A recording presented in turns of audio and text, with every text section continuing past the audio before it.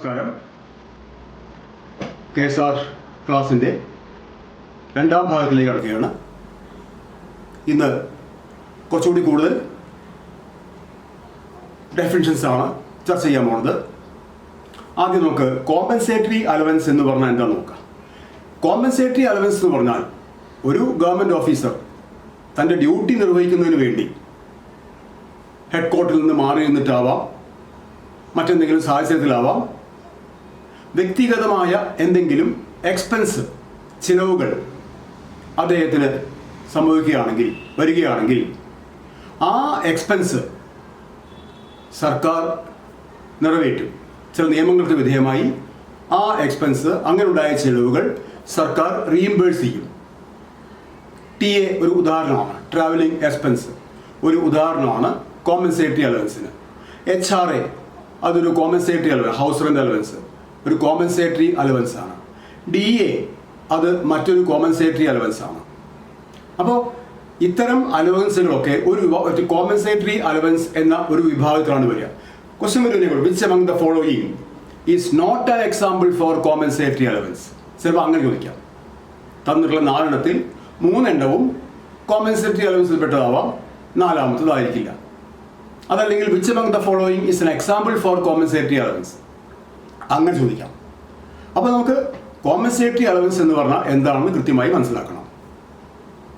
ഒരു സർക്കാർ ഉദ്യോഗസ്ഥൻ ഡ്യൂട്ടിയുടെ ഭാഗമായി ഡ്യൂട്ടി നിർവഹിക്കുന്നതിലേക്കായി അദ്ദേഹത്തിന് എന്തെങ്കിലും വ്യക്തിപരമായ സാമ്പത്തിക ചിലവുകൾ വന്നാൽ അത് സർക്കാർ മീറ്റ് ചെയ്യും. ഉദാഹരണമാണ് ട്രാവലിംഗ് എക്സ്പെൻസ്, വേറൊരു ഉദാഹരണമാണ് HRA, മറ്റൊരു ഉദാഹരണമാണ് പിന്നെ DA. ഇതൊക്കെ കോമ്പൻസേറ്ററി അലവൻസ് എന്നുള്ള ആ കാറ്റഗറിയിൽ വരുന്നതാണ്. പിന്നെ വേറൊരു ടേം നമുക്ക് പഠിക്കാനുള്ളത് ഫീ ആൻഡ് ഹോണറേറിയം. അത് രണ്ടും എന്താ നോക്കണം. ഫീ ആൻഡ് ഹോണറേറിയം. എന്താണ് ഫീ എന്ന് പറഞ്ഞാൽ, എന്താണ് ഹോണറേറിയം എന്ന് പറഞ്ഞാൽ? രണ്ടും നമുക്ക് അധിക ഡ്യൂട്ടിക്ക്, നമ്മുടേതല്ലാത്ത മറ്റെന്തെങ്കിലും ഡ്യൂട്ടികൾ നിർവഹിക്കാൻ നമ്മളെ നിയോഗിക്കപ്പെട്ടാൽ ആ അധിക ഡ്യൂട്ടിയിൽ ലഭിക്കുന്ന അധിക വേതനമാണ്. രണ്ടും ഫീയും അതെ, ഹോണറേറിയും അതെ. പക്ഷേ എന്താ വ്യത്യാസം? നമുക്കൊരു എക്സാമ്പിൾ നോക്കി പഠിക്കാം. ഇപ്പോൾ ഒരു സ്കൂളിലെ അധ്യാപകരെ ആ സ്കൂള് ഒരു യൂണിവേഴ്സിറ്റി എക്സാമിനേഷൻ്റെ സെൻറ്ററായി പരിഗണിച്ചു. അവിടെ യൂണിവേഴ്സിറ്റി എക്സാം നടക്കുന്നുണ്ട്. അപ്പോൾ സ്വാഭാവികമായും ആ സ്കൂളിലെ അധ്യാപകരെ അതിൻ്റെ ഇൻവിജിലേറ്റേഴ്സായിട്ടോ അല്ലെങ്കിൽ അവരുടെ സൂപ്പർവൈസേഴ്സായിട്ടോ ഒക്കെ നിയമിക്കാം. അങ്ങനെ നിയമിക്കപ്പെടുന്നതിന് അവർക്ക് ഒരു അധിക വേതനം നൽകും. ഈ അധിക വേതനം നൽകുന്നത് യൂണിവേഴ്സിറ്റി ഫണ്ടിൽ നിന്നാണ്. യൂണിവേഴ്സിറ്റി ഫണ്ടിൽ നിന്ന്, ഗവൺമെൻറ്റിൻ്റെ ഫണ്ടിൽ നിന്നല്ല. ഗവൺമെൻറ് ഫണ്ട് അതാണ് ഉദ്ദേശിക്കുന്നത്. അത് കേരള ഗവൺമെൻറ് ഫണ്ട് എന്നുള്ളതല്ല, സ്റ്റേറ്റ് ഗവൺമെൻറ് ഫണ്ട് മാത്രമല്ല, സെൻട്രൽ ഗവൺമെൻറ് ഫണ്ട് ആവാം, എനി സ്റ്റേറ്റ് ഗവൺമെൻറ് ഫണ്ട് ആവാം. എങ്ങനെയാണെങ്കിലും ഗവൺമെൻറ് ഫണ്ടിൽ നിന്ന് അല്ലാതെ മറ്റേതെങ്കിലും other than any source, other than government fund, government ഫണ്ടിൽ നിന്നല്ലാത്ത മറ്റേതെങ്കിലും സോഴ്സിൽ നിന്നാണ് അവിടെ അവർക്ക് വേതനം ലഭിക്കുന്നതെങ്കിൽ അത് ഫീ എന്ന് പറയും. ഇപ്പോൾ ഇവിടെ പറഞ്ഞ എക്സാമ്പിളിൽ യൂണിവേഴ്സിറ്റി ഫണ്ടിൽ നിന്നാണ് ഈ അധ്യാപകർക്ക് വേതനം കൊടുക്കുന്നത്, സർക്കാരിൻ്റെ കൺസോളിഡേറ്റഡ് ഫണ്ടിൽ നിന്നല്ല. അപ്പോൾ the remuneration received by a government officer for his additional duty other than the general fund, other than the consolidated fund of government is known as fee. അതേസമയം അതേ സ്കൂളിൽ ഒരു PSC എക്സാമിനേഷൻ നടക്കുന്നുണ്ട്. സ്വാഭാവികമായിട്ടും ഇതേ പ്രോത്സാഹിപ്പിക്കപ്പെടാം. ഏത് അധ്യാപകരെ അവിടെ ഇൻവിജിലേറ്റേഴ്സായിട്ടോ ഒക്കെ നിയമിക്കപ്പെടാം. അതിനും അവർക്ക് അധിക വേതനം ലഭിക്കും. പക്ഷെ ആ ലഭിക്കുന്ന അധിക വേതനം സർക്കാരിൻ്റെ ഫണ്ടാണ്. PSC നൽകുന്നു പറഞ്ഞാൽ PSC സർക്കാരിൻ്റെ ഒരു മിഷനറി ആണല്ലോ. അപ്പോൾ PSC നൽകുന്ന ഫണ്ട് എന്ന് പറഞ്ഞാൽ സർക്കാർ ഫണ്ടാണ്.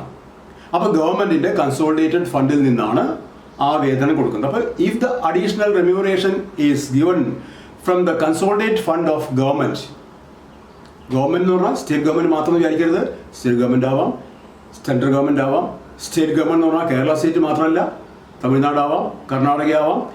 State fund or central fund, consolidated fund, അതിൽ നിന്നാണ് നിങ്ങൾക്ക് അധിക വേതനം ലഭിക്കുന്നതെങ്കിൽ അതിനെ നമ്മൾ ഹോണറേറിയം എന്ന് പറയും. ഇപ്പോൾ ഉദാഹരണത്തിന് ഇലക്ഷൻ ഡ്യൂട്ടിക്ക് പോകുമ്പോൾ ലഭിക്കുന്ന വേതനം അത് ഹോണറേറിയാണ്. പഞ്ചായത്ത് മെമ്പർമാർക്കും പ്രസിഡന്റിനും സ്റ്റാൻഡിംഗ് കമ്മിറ്റി ചെയർമാർക്കും ഒക്കെ ലഭിക്കുന്ന വേതനം അതിനെ ഹോണറേറിയം എന്നാണ് പറയുക. അപ്പോൾ അതാണ് പലപ്പോഴും ക്വസ്റ്റ്യൻ റിപ്പീറ്റ് ചെയ്ത് ചോദിച്ചിട്ടുണ്ട്. ഫീ ആൻഡ് ഹോണറേറിയം രണ്ടും അഡീഷണൽ റിമ്യൂണറേഷൻ ആണ്. ഒന്ന് from the consolidate fund of government, that is honorarium, and any source other than the consolidate fund of government, അത് ഫീ. അപ്പോൾ ആ രണ്ടെണ്ണം കഴിഞ്ഞു. ഫീ ആൻഡ് ഹോണറേറിയം, കോമ്പൻസേറ്ററി അലവൻസ്, ആ ഡെഫിനിഷൻസ് ഒക്കെ നമ്മൾ പറഞ്ഞു കഴിഞ്ഞു.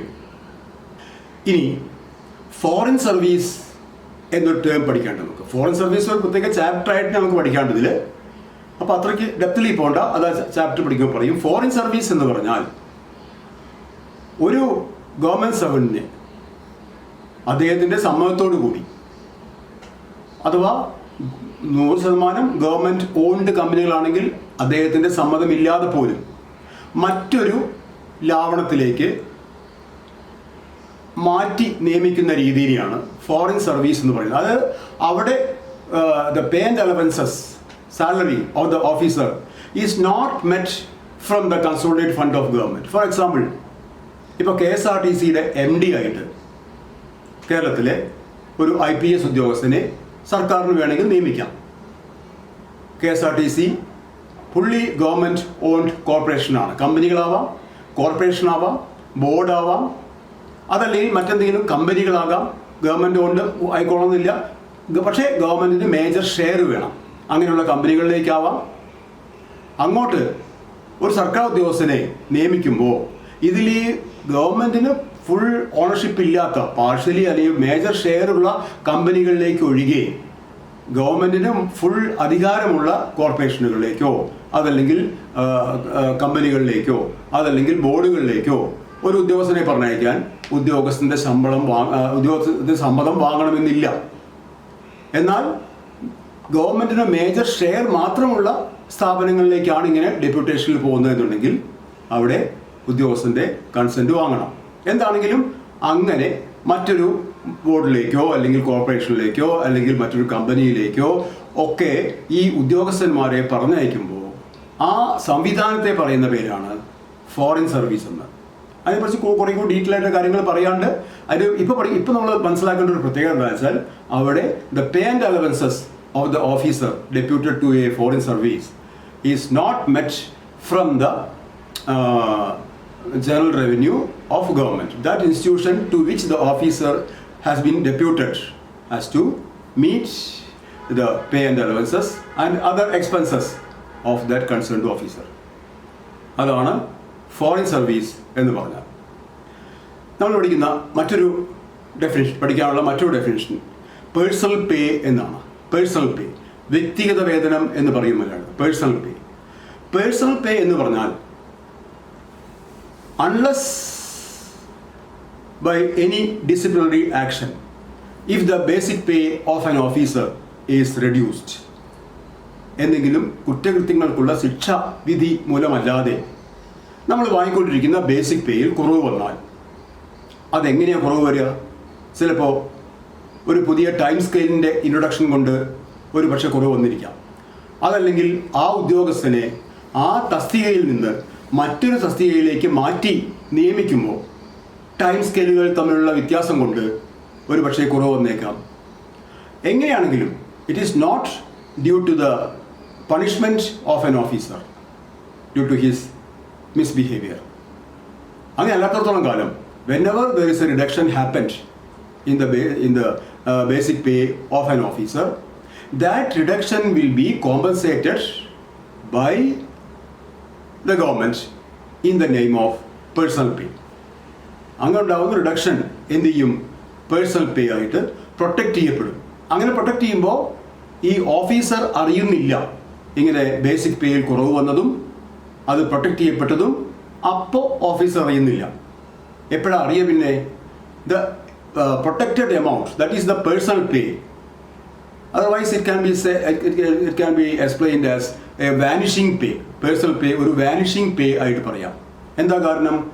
Whenever the basic pay of the officer increases by the addition of normal annual increments, ആ എമൗണ്ടിന് തുല്യമായ amount will be deducted from the personal pay. ഇപ്പോൾ പേഴ്സണൽ പേ ആയിട്ട് ഒരു ഓഫീസർക്ക് ഒരു 7,000 rupees കൊടുക്കുന്നുണ്ട്. എന്തുകൊണ്ട് കൊടുക്കേണ്ടി വന്നു?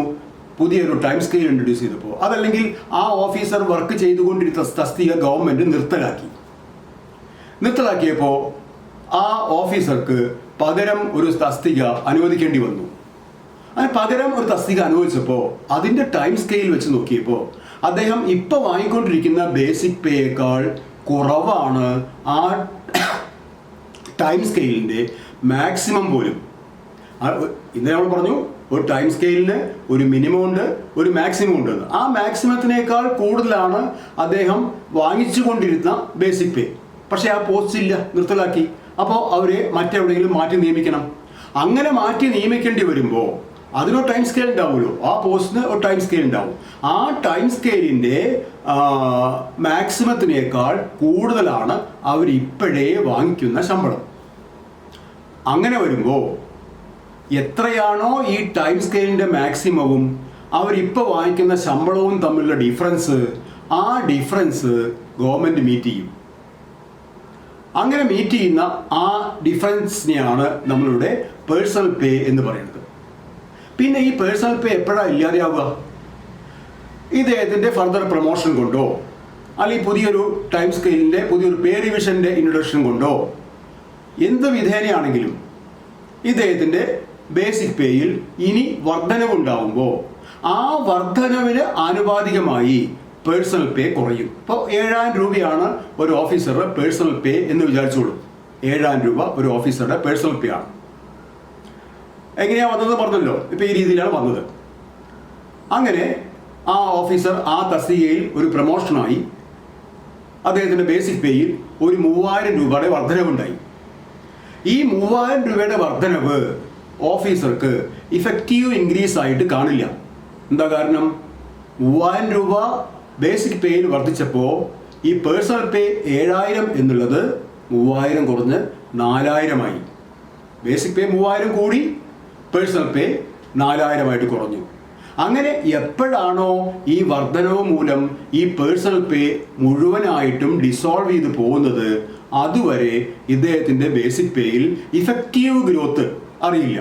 പിന്നെ എന്തിനാണ് ഈ പേഴ്സണൽ പേ എന്ന് വെച്ചാൽ ഒരു സഡൻ ഡിക്രീസ്, പെട്ടെന്ന് ബേസിക് പേയിൽ ഉണ്ടാവുന്ന ഒരു കുറവ്, അതിൻ്റെ ഒരു ഇമ്പാക്റ്റിൽ നിന്ന് ജീവനക്കാരെ രക്ഷിക്കാൻ വേണ്ടിയിട്ടാണ് ഈ പേഴ്സണൽ പേ എന്നുള്ള സംഭവം ഇൻട്രൊഡ്യൂസ് ചെയ്തിട്ടുള്ളത്.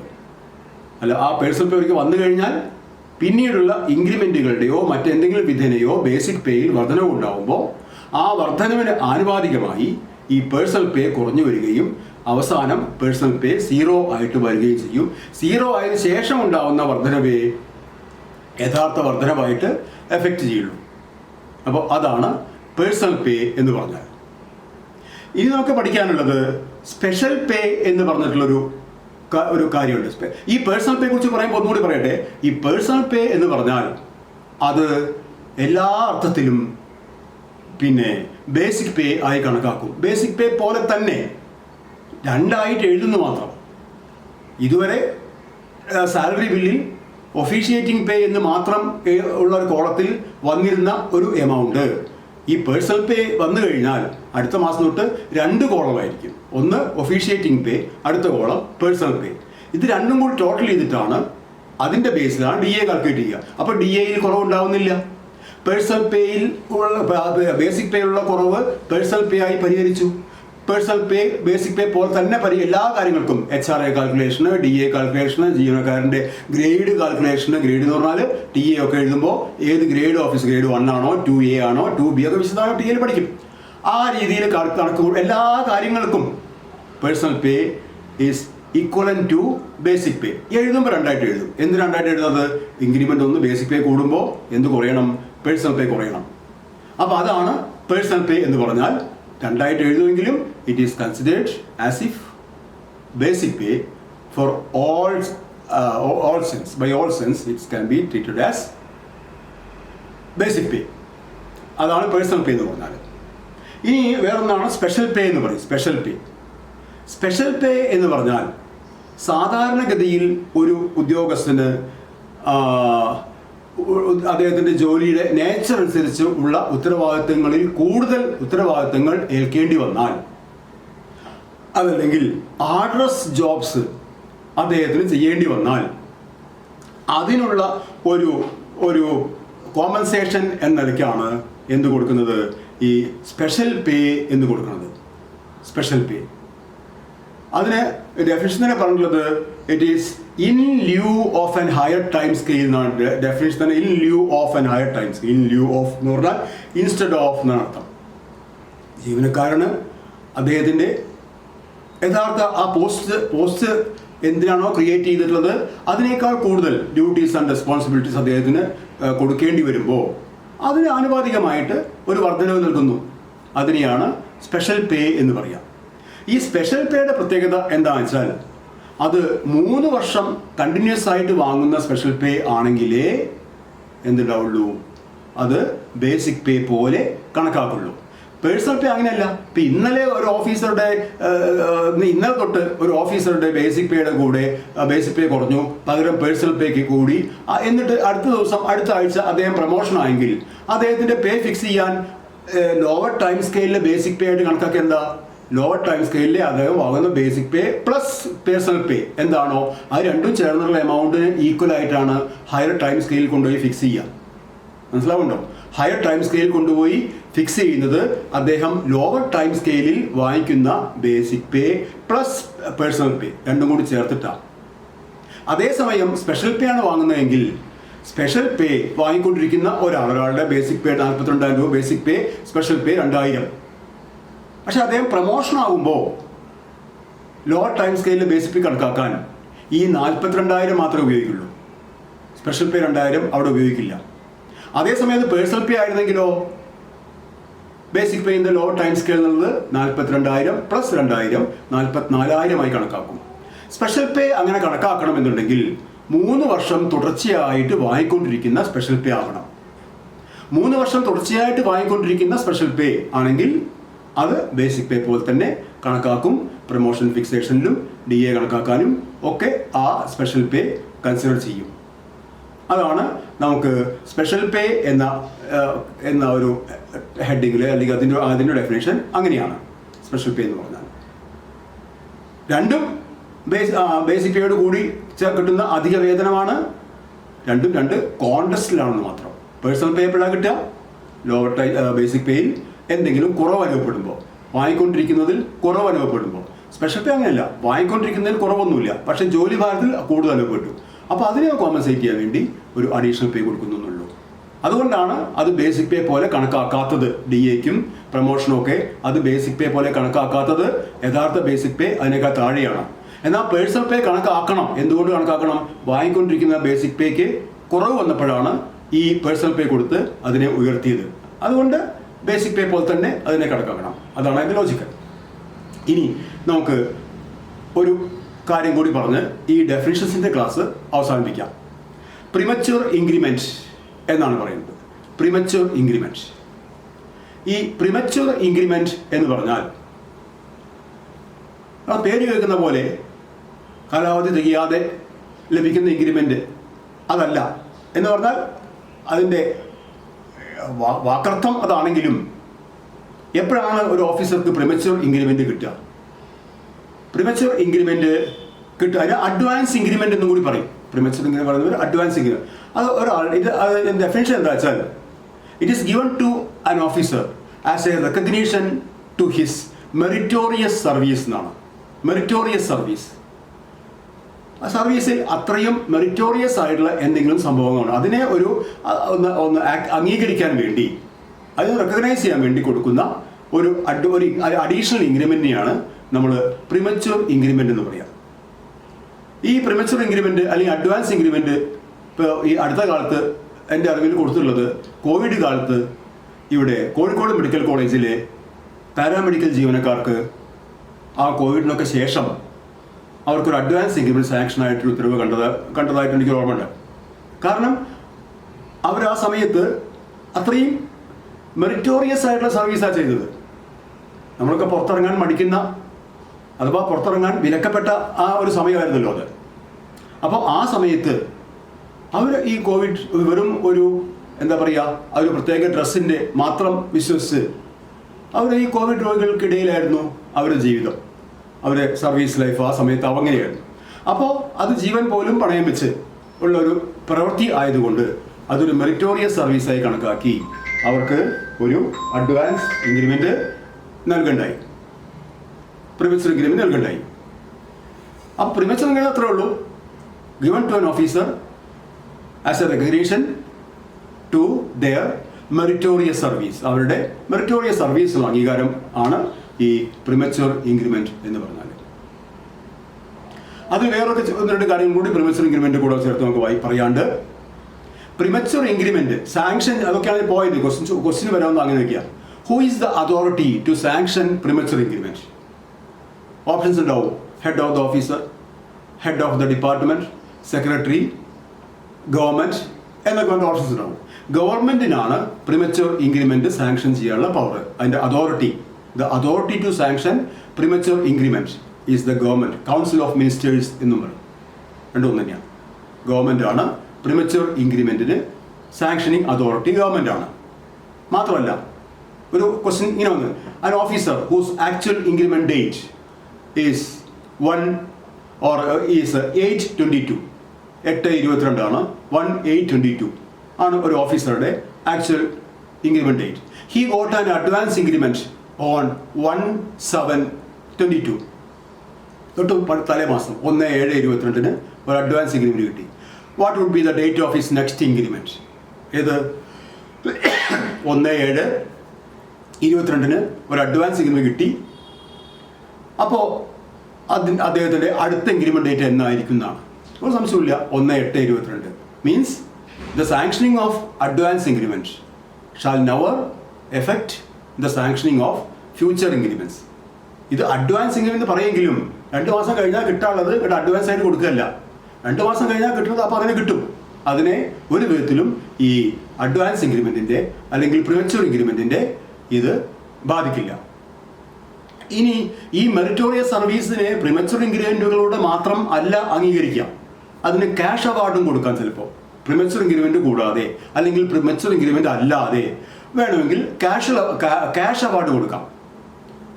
ഈ ക്യാഷ് അവാർഡ് കൊടുക്കുമ്പോൾ അതിനൊരു വർഗീകരണമുണ്ട്. എന്താ?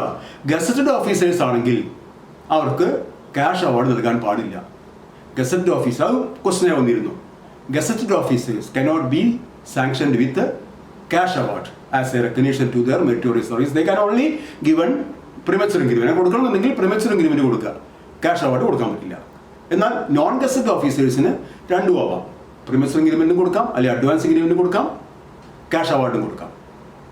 അപ്പോൾ പ്രധാനപ്പെട്ട കുറേ നിർവചനങ്ങളാണ്, കുറേ ഡെഫിനിഷൻസ് ആണ് ഇപ്പോൾ നമ്മൾ പറഞ്ഞത്. ഇനിയും നിർവചനങ്ങൾ ബാക്കിയുണ്ട്. അതൊക്കെ ചില കണ്ടീഷൻസ് വരുമ്പോൾ നമുക്കത് കൂടുതൽ വ്യക്തമാകാൻ വേണ്ടിയിട്ട് അപ്പോഴത്തേക്ക് മാറ്റി വെച്ചിരിക്കുകയാണ്. ഇത്രയാണ് നമുക്ക് കോമൺ ആയിട്ട് യൂസ് ചെയ്യുന്ന കുറേ ടേംസ്. ഇനി ഇല്ല എന്നല്ല പറയണത്. പിന്നെ പ്രൊബേഷണർ ഉണ്ട്, അപ്രൻറ്റീസ് ഉണ്ട്, ട്രെയിനി ഉണ്ട്, ഒഫീഷ്യേറ്റിംഗ് പോസ്റ്റ് ഉണ്ട്, സബ്സ്റ്റാൻറ്റീവ് പോസ്റ്റ് ഉണ്ട്, ഒഫീഷ്യേറ്റിംഗ് പേ ഉണ്ട്, സബ്സ്റ്റാൻറ്റീവ് പേ ഉണ്ട്. അങ്ങനെ കുറച്ച് കാര്യങ്ങൾ. ഒഫീഷ്യേറ്റിംഗ് പോസ്റ്റും സബ്സ്റ്റാൻറ്റീവ് പോസ്റ്റും കൂടി ഞാൻ ഇപ്പോൾ പറയാം. എന്താണെന്ന് വെച്ചാൽ അത് നമുക്ക് പേ ഫിക്സേഷൻ എന്ന ചാപ്റ്ററിൽ ആവശ്യമായിട്ട് വരും, എപ്പോഴും ഉപയോഗിക്കേണ്ടി വരും.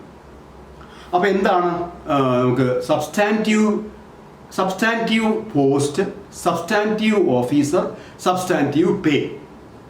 നിങ്ങളുടെ പേബിൾ രജിസ്റ്ററോ അല്ലെങ്കിൽ പേ ബില്ലോ, ഇപ്പോൾ പേപ്പർലെസ് ഓഫീസ് ആണെങ്കിൽ ഡയറക്റ്റ് ട്രഷറി സബ്മിഷൻ ആയിരിക്കും. എന്നാലും അത് സ്പാർക്ക് നോക്കിയാൽ അറിയാം. ആ കോളം നോക്കുന്നത്, ശമ്പള ബില്ലിൻ്റെ കോളം നോക്കിയാൽ അറിയാം. നിങ്ങളുടെ ശമ്പളം എഴുതുമ്പോൾ അതിൽ ഒഫീഷ്യേറ്റിംഗ് പേ എന്നാവും എഴുതിയിട്ടുണ്ടാവുക. മിക്കവാറും ഒഫീഷ്യേറ്റിംഗ് പേ എന്നാവും എഴുതിയിട്ടുണ്ടാവുക. നിങ്ങൾ സർവീസ് ബുക്ക് എടുത്ത് നോക്കിയാൽ നിങ്ങളുടെ പേരിൻ്റെ നേരെ ഒഫീഷ്യേറ്റിംഗ് ആസ് എന്നുള്ള പോസ്റ്റ് എഴുതി, ഒഫീഷ്യേറ്റിംഗ്, അങ്ങനെയാണ് സർവീസ് ബുക്കിൽ എഴുതിയിട്ടുണ്ടാവുക. Officiating as junior superintendent, officiating as P D teacher, high school assistant, അങ്ങനെ നിങ്ങളുടെ കാറ്റഗറി എന്താണോ, ആസ് അസിസ്റ്റന്റ് എഞ്ചിനീയർ, അങ്ങനെ പറഞ്ഞു. അപ്പോൾ എന്താണ് ഈ ഒഫീഷ്യേറ്റിംഗ്, എന്താണ് ഈ സബ്സ്റ്റാൻറ്റീവ്, അതിനെക്കുറിച്ചാണ് പറയുന്നത്. ഇപ്പം നമ്മളല്ലേ കഴിഞ്ഞ ക്ലാസ്സിൽ ലീൻ എന്നൊരു വാക്ക് ഉപയോഗിച്ചു. Lien right of an officer to continue in a post ആണല്ലോ പറഞ്ഞത് ലീൻ. ആ lien, if the lien is confirmed to an officer, ഒരു കൺഫേംഡ് ലീൻ വർക്ക് ചെയ്യുന്നൊരു ഓഫീസറാണെങ്കിൽ, ആ ലീൻ കൺഫേം ചെയ്ത് കൊടുത്തിട്ടുണ്ടെങ്കിൽ, lien confirmed posts are known as substantive post. Lien confirm ചെയ്ത് കൊടുത്തിട്ടുണ്ടെങ്കിൽ അതിനെ സബ്സ്റ്റാൻറ്റീവ് പോസ്റ്റ് എന്ന് പറയും. ലീൻ കൺഫേം ചെയ്ത് തന്നിട്ടില്ല, ആ പോസ്റ്റിൻ്റെ ലീൻ കൺഫേം തന്നിട്ടില്ല, ലീൻ കൺഫേം ചെയ്ത് തരാത്ത ഒരു ഓഫീസറാണ് വർക്ക് ചെയ്യുന്നതെങ്കിൽ അദ്ദേഹത്തെ ഒഫീഷ്യേറ്റിംഗ് ഓഫീസർ എന്നാണ് പറയുക. Officiating officer. ഒഫീഷ്യേറ്റിംഗ് എന്ന വാക്കിന് മീനിങ് തന്നെ ആക്ടിങ് എന്നാണ്. ആക്ടിങ് എന്നാണ് ഒഫീഷ്യേറ്റിംഗ് എന്ന വേർഡ് മീനിങ് ആക്ടിങ് ആണ്. അപ്പോൾ അതിൻ്റെ ലീൻ, അതിൻ്റെ അവകാശം മറ്റാർക്കോ ആണ്, right. But you are acting for somebody else in that post. മിക്ക പോസ്റ്റിലും അങ്ങനെ തന്നെയാണ്, ഒഫീഷ്യേറ്റിംഗ് ആണ്. അതെന്തിനാണെന്നൊക്കെ കുറച്ചുകൂടി കഴിയുമ്പോൾ നിങ്ങൾക്ക് മനസ്സിലാവും. ഇപ്പം നമ്മൾ പറയുന്നത് officiating post means post on which lien is not confirmed, and substantive post means post on which lien is confirmed. അപ്പോൾ നമ്മൾ ഓഫീസേഴ്സിനെ കുറിച്ച് പറയുമ്പോൾ officiating officers means officers working in an officiating post, and substantive officers means officers working in a substantive post. And so when the pay received by an officiating officer is known as officiating pay. That is why your pay is described as officiating pay, and your name in service book is noted as, or no, your post is noted as officiating, because the lien is not confirmed on you. So all the officers who are working in an officiating post, then it is officiating officer, and the pay drawn by such officiating officers are called officiating pay. അതുകൊണ്ടാണ് നിങ്ങളുടെയൊക്കെ പേ officiating പേ ആയത്. Substantive പേ എന്ന് പറഞ്ഞാൽ പേ of those officers who are working in substantive post. അപ്പോൾ അതാണ് ആ രണ്ട് ടേംസുകൾ പഠിക്കേണ്ട ആവശ്യമുണ്ട്. അടുത്ത ചാപ്റ്റർ തന്നെ അത് ആവശ്യമുണ്ട്, പേ ഫിക്സേഷനിൽ, ഒഫീഷ്യേറ്റിംഗ് ആൻഡ് സബ്സ്റ്റാൻറ്റീവ്. അപ്പോൾ അത്രയാണ് ഇന്ന് ഈ ക്ലാസ് കൊണ്ട് ഉദ്ദേശിക്കുന്നത്. അടുത്ത ക്ലാസ്സിൽ പേ ഫിക്സേഷൻ നിയമങ്ങളുമായിട്ട് നമുക്ക് വീണ്ടും കാണാം. ഇപ്പോൾ യഥാർത്ഥ KSR ക്ലാസ്സിലേക്ക് നമ്മൾ കടന്നിട്ടില്ല. അതിനുള്ള മുന്നൊരുക്കങ്ങൾ മാത്രമേ ഇപ്പോൾ നടത്തിയിട്ടുള്ളൂ. ഒരു ജനറൽ ഡിസ്ക്രിപ്ഷനും കുറച്ച് ടേംസും മാത്രമേ നമ്മൾ പരിചയപ്പെട്ടിട്ടുള്ളൂ. പേ ഫിക്സേഷൻ തൊട്ടാണ് നമ്മൾ യഥാർത്ഥത്തിൽ KSRലേക്ക് പ്രവേശിക്കുന്നത്. അടുത്ത ക്ലാസ് തൊട്ട്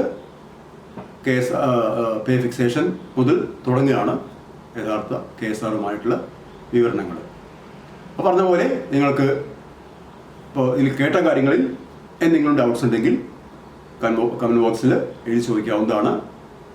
റിപ്ലൈ നൽകും. Okay, thank you.